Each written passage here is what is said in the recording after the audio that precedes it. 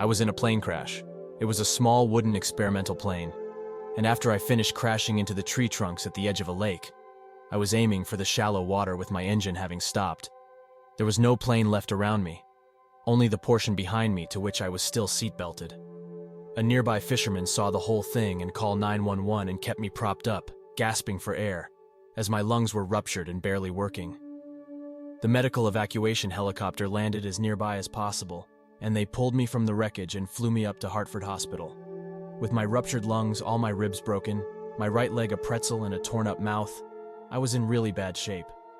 They told my wife it would be touch and go for the next week with multiple serious and long operations, with a high risk of failure involved.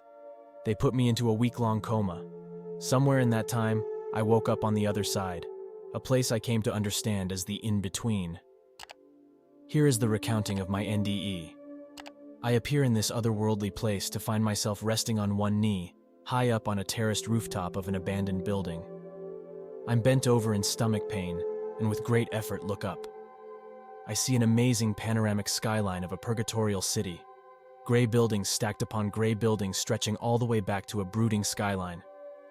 Apocalyptic clouds hover over the metropolis, storm-heavy. In this gothic world, there are no sounds. I'm not deaf. It's just that quiet. Kneeling in its shadow all along, I suddenly noticed to my left the only real thing of interest, a large egg-shaped structure formed of open latticework with many gears inside, monolithic, austere, and finely crafted. The egg is maybe 4 stories high, its intricate lattice constructed of a dull metal as gray as the world surrounding it. Another wave of nausea hits me. I say out loud, I don't think I can stand this. Inside the egg, there is an immediate whirring of sector gears, the kind of partial arc gears you see in clock-like mechanisms. These move in all directions within the confines of the egg. With great effort, I draw closer, studying the egg and its moving gears within. What follows is a conversation that was telepathic and a characterization of what was communicated. Me. What is this thing? As I stand before the mighty mechanism, a disembodied voice responds within my consciousness. This is the future birthing into the now. I see the gears, some which appear solid and some not, passing through each other in a physically impossible manner. The otherworldly dance of the gears is complex, like a 4D model of time. They come to rest, and I reach through a gap in the side of the egg. This is the process of becoming. My fingers brush one of the more solid-appearing gears. As I touch it, within my mind I see something like a video feed of future events. Then I double over in pain. With a reflex, I rip the gear out, pulling it through the egg's lattice wall and throw it over my shoulder. The machine responds by spinning its gears around again, recalibrating for the loss of one, whispering with a light clacking sound into a new configuration. What's happening now? Each gear is the probability of a thought, word, or action in your future. Your destiny is resetting itself around what you have removed. How did I know I could do that? Pull that gear out, removing that future moment? Why else are you here? I have no idea. I don't even know what this place is. You are in the in-between. In between what? Everything. The impossible now between the past and the future. That makes no sense whatsoever. It's impossible in its short duration. Yet here you are standing inside the eternity of a single moment. Do you remember who you are in the world to which your body belongs? I look blankly into space, squinting with the effort to remember. I have no idea. Then you see the truth in how the past is dust. Okay, why do some of these gears, these futures that I touch, make me sick and not others? All choices have unintended consequences, some unfortunate and some not. The pain each brings is your guide. Where are the gears that feel good? You're not here to feel good.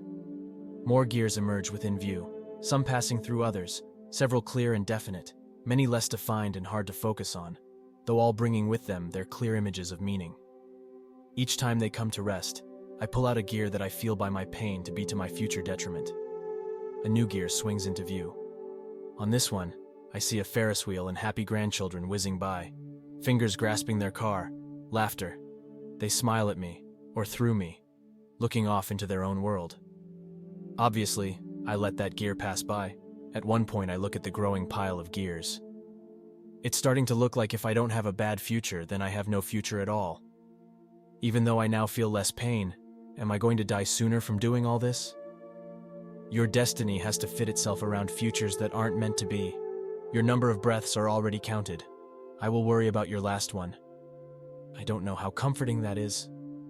Eliminating bad choices doesn't mean you won't make wrong ones. You won't know they are wrong until after they pass. Since right and wrong are variables you have no control over, the answers to what comes tomorrow are a waste. Better is understanding the beauty of how everything fits and refits together. So, what am I missing here in my lack of understanding? What is clearly before you? Grace. No one deserves heaven. It can only be given by grace. It is your birthright, but it must be chosen at the expense of the world that separates us. This fixing my future is painful, and I feel ashamed that I'm not doing it with some moral compass. I'm only guided by pain. I don't even know where or when these futures happen. Where is no more important than what or when. Removing your enthusiasm to further chain yourself to the world isn't as painful as carrying the crushing weight of those chains, once forged around you. It's as if this place was made so I can only do one thing and one thing only, with no chance to screw it up. If those with choices make poor use of them, then offering fewer possibilities could be called mercy. I watch a gear disintegrate into dust as it passes out of view, from the present into the past.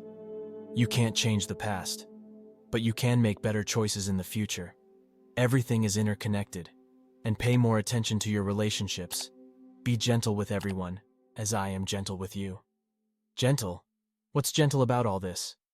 You prayed for something for which being here is the answer, and now the man who fell from the sky is not the same who flew up into it.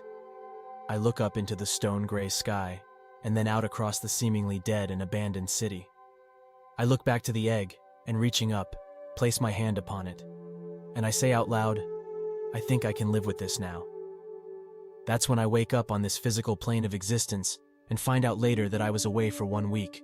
I can tell you that I did not stop the entire time while in the in-between, yanking out those gears in order to feel less sick, but time doesn't seem to move at all there, and it's not like I had a physical body that needed to rest, eat, or sleep.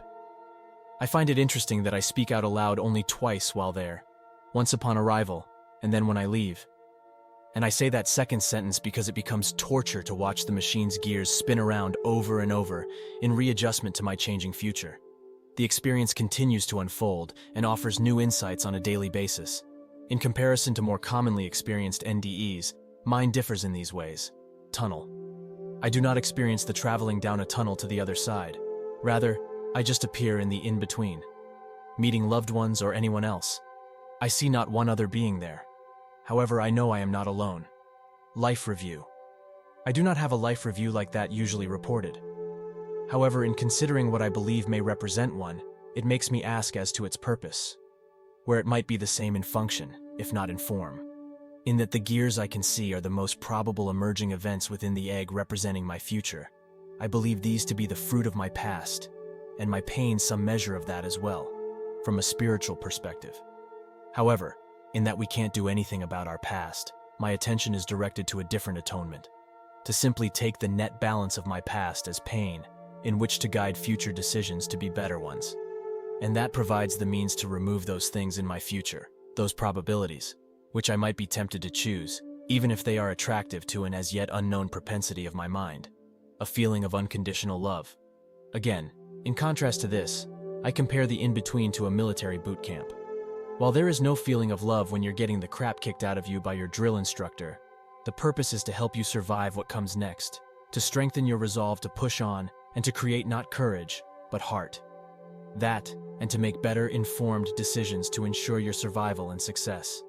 This is love, just not the huggy kind of love. Boundary of no return. I don't see one. I don't think it is meant that I should see or have that option. When I am in the in-between, I have absolutely no memory of my life here, or anyone in it. If someone comes to me and asks if I want to go back or go on, I have no idea what they mean. I am that lost in the infinitude of a single moment, the impossible now. I wonder why no gear, even those representations I can see as positive, makes me feel good. At best, they simply feel normal. Perhaps it is that right should feel normal, and I am more focused on the process of setting things up to be right than experiencing the content of right living.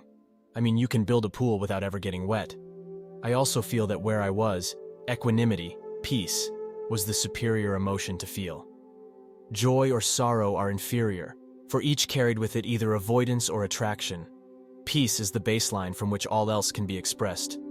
I would say I was stripped of any personalization, no ego, no personality, no desire other than to stop hurting. I was simply a creature of purpose, to remove the bad gears. As my consciousness and memory returned, and I was moved to a rehabilitation hospital, my experience unfolded further. I even wondered if I was dead, and my being in a hospital was a mental construct I'd created to come to terms with realizing was dead. The first person I shared that question with, along with my emerging understanding of my NDE, was my main nurse. She started crying. I asked why, and she said that she didn't want me to die because I was magical.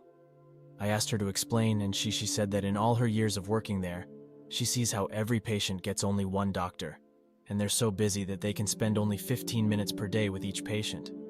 For me, it looked like I had 3 doctors, and they'd stay for over an hour. My nurse would pause at my door to see what we were talking about, and it was just normal stuff.